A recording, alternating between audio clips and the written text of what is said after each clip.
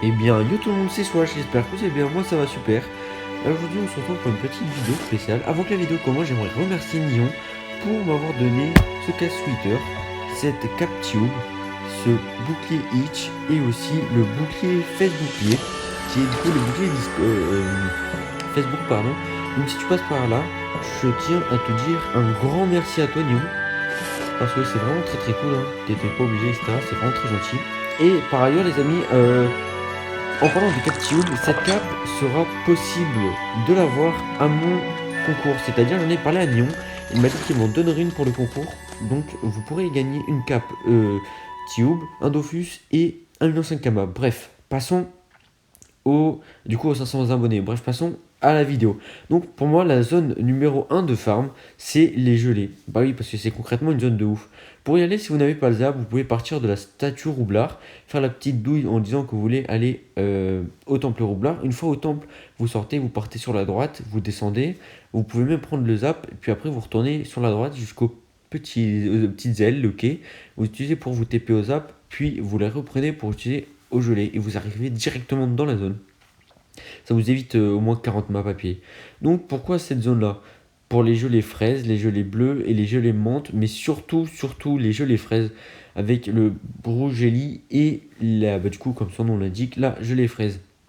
Parce que ça coûte assez cher et ça permet de faire des gros crafts. Par exemple, avec ça, on peut craft le célèbre Gelano. Bon, pas la statue, on s'en fout, hein, le Gelano qui coûte très cher. Et la petite gelée qui est à 400. Enfin là, c'est un peu bas le prix parce que par exemple, en x10, c'est à 6900, du coup 680 unités environ. Donc, on va essayer un petit combat, hein, si on trouve un truc pas trop long, quoi, pour essayer de drop un peu, voir si on a de la chance ou pas. Sachant que là, avec mon stuff actuel, je suis absolument pas du tout au petit PP, hein, j'ai vraiment une PP pourrie sur les nids. Donc là, on va lancer cette petite gelée vite fait bien fait, hein, on va faire ça en 2 temps, 3 mouvements. On va voir si on drop un petit peu ou pas. Donc, tac. Et ben non, 0 drop, hein, dommage. Donc, on va passer à la seconde zone. Pour moi, la seconde zone, c'est une très belle zone qui est cette zone des mineurs sombres et surtout des forgerons, etc. Enfin, donc là, je vais vous montrer déjà les premiers mobs, c'est-à-dire qu'il y a le mineur sombre et le boulanger sombre. Le mineur permet de drop plein de pierres, comme par exemple la pierre de rubis à 3500 kama unité. Bon, le taux de drop est un peu faible, mais si tu farmes bien, tu pourras franchement facilement dropper ce genre de petits items qui peuvent ensuite permettre des des gros crafts, pardon, comme par exemple la baguette des limbes, l'appel du mineur sombre ou encore le collier du Minoto qui est un item de level 160 qui est assez utilisé. Il faut 25 rubis, soit 250 pierres de rubis, du coup c'est quand même un certain coût.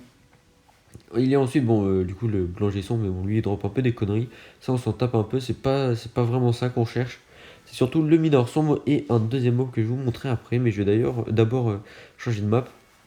Voilà, tac. Voilà, le mob, c'est là que vous voyez avec le gros marteau. Je vais vous le montrer dans le bestiaire.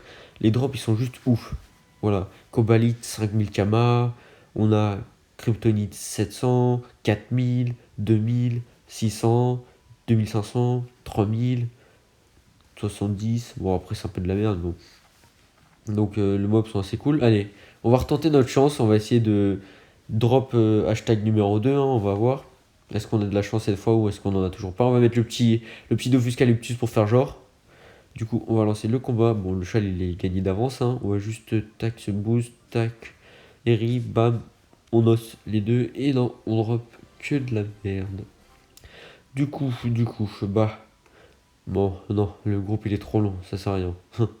On va plutôt passer à la troisième zone de drop, qui est du coup après celui-là, mais bon, il y a un petit mob là, il drop des petits stuff un peu pourris. Donc la troisième zone, c'est la zone de la forêt des arachnides, plus précisément la forêt sombre. Forêt des arachnides sombres. Donc c'est ce petit carré là, enfin cette espèce de petits trucs bizarres tout foncés. Donc pour y aller, vous pouvez partir d'Astrup en sortant par la gauche. Vous pouvez prendre le zap si vous l'avez pas, descendre jusqu'ici, ou alors plus facilement descendre en bas d'Astrub et aller sur la gauche.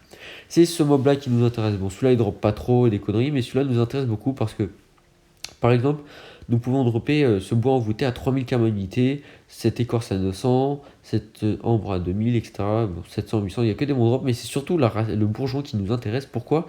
Parce qu'il permet de faire beaucoup de drops. de craft, pardon. Par exemple, cette baguette qui donne 1 PA, mais surtout ceinture CM, casque AA, botte CM, ceinture AA, amulette AA et amulette CM. CM qui est une panneau niveau 140 très utilisée, très utilisée. C'est une très bonne panoplie à ce level là. Et donc ce petit groupe de mobs, surtout ce mob là, permet de pas mal en dropper. On va chercher un petit groupe un peu plus petit parce qu'on n'est pas là pour faire des combats de 3 heures, mais plutôt pour vous montrer toutes les bonnes zones où drop en monocompte. C'est sûr que déjà, mais si vous aimez monocompte, mais faire avec des amis ou quoi, vous pouvez, il n'y a aucun problème, c'est au contraire mieux, comme ça vous enchaînez les combats, etc. Donc là on va juste taper le donjon en vitesse, hein. Enfin le donjon pardon, qu'est-ce que je dis.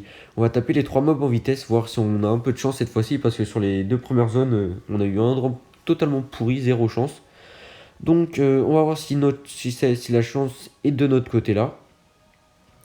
On va voir ça tout de suite. Et non, toujours pas. Bref. Mais j'ai vraiment aucun drop sur les nids. J'aurais dû faire la vidéo avec les nus, comme ça je vous aurais montré des vrais drops, ça aurait été un peu plus drôle. Bon, on va quand même tenter de faire le petit abracnid tout seul pour voir si on a un petit peu de chance ou si on drop vraiment de la merde. Bon, je fais pas le châle parce que j'ai la flemme de perdre un peu de temps, ça on fait ça à la va-vite, hein. Donc, toujours pas, 0 drop. Enfin bref. Go, passer à la 4ème zone. Donc, la 4ème zone, c'est la plaine de Cagna, en haut à droite. Forêt de Cagna plus précisément, avec nos petits amis les sangliers des plaines. Donc c'est cette petite zone là, cette espèce de petite forêt un peu paumée, donc en haut au-dessus de Tenella. Mais pour y aller vous pouvez passer par Bonta, prendre HDV des mineurs, sortir par la droite, descendre pour prendre le zap, puis après aller à la droite, ou tout simplement prendre le quartier des boulangers, sortir par le bas, les taux en rade, choper les zaps, et ensuite rusher cette petite zone.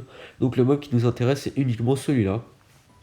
Pourquoi? Parce qu'il a des petits drops un peu pourris, mais il a surtout ces poils qui coûtent très cher. Ils sont à, je crois, 800 kama unités dans le shop. On les drop assez facilement. Ils peuvent, par exemple, franchement, ils sont très utiles parce qu'on peut faire plusieurs crafts avec, comme par exemple la ceinture que je vous ai montré, pour dropper par exemple des runes PO si vous en avez besoin pour faire du FM ou tout simplement, voilà. Bon, on va tenter ce petit combat. Allez, on espère avoir un peu plus de chance parce que depuis le début, en fait, on a strictement rien drop, comme des galériens. Donc là, on va tester. En plus, le petit châle, il est cool, hein. Avec un peu de chance, on va drop pas mal. Il va nous porter chance. Donc, bon, on va le respecter, hein, sans aucun souci. Et là, on va le refaire. Donc. Oh lolo. Ah, cette fois-là, on a eu de la chance. 3 sangliers, 3 poils, 2400 kama en exactement 15 secondes. Bon, après, cette zone elle est plus niveau 40-50, hein, donc si vous êtes 50 en solo, ça passe crème. Il suffit juste de rester loin des sangliers ou juste tout simplement de rester vers le milieu de la map, là où il n'y a pas par exemple de mur, parce que ces petits mobs ils font des dopous. Bon, la 5ème zone selon moi, c'est une zone vraiment pour les bas level. C'est la célèbre zone des Bouftou. Bon, cette petite zone est assez utile déjà parce que elle est assez grande quand même pour quand tu commences le jeu. Mais surtout, il y a 2-3 petits mobs qui peuvent être plutôt cool, mais il n'y a pas que les ressources qui sont utiles. Je veux dire, elles sont que utiles, mais elles ont plusieurs utilités.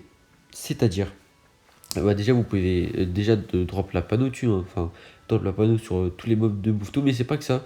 Vous pouvez faire des crafts très utiles, comme par exemple l'amulette du Bouftou. Pourquoi? Parce que ça coûte vraiment que dalle à craft.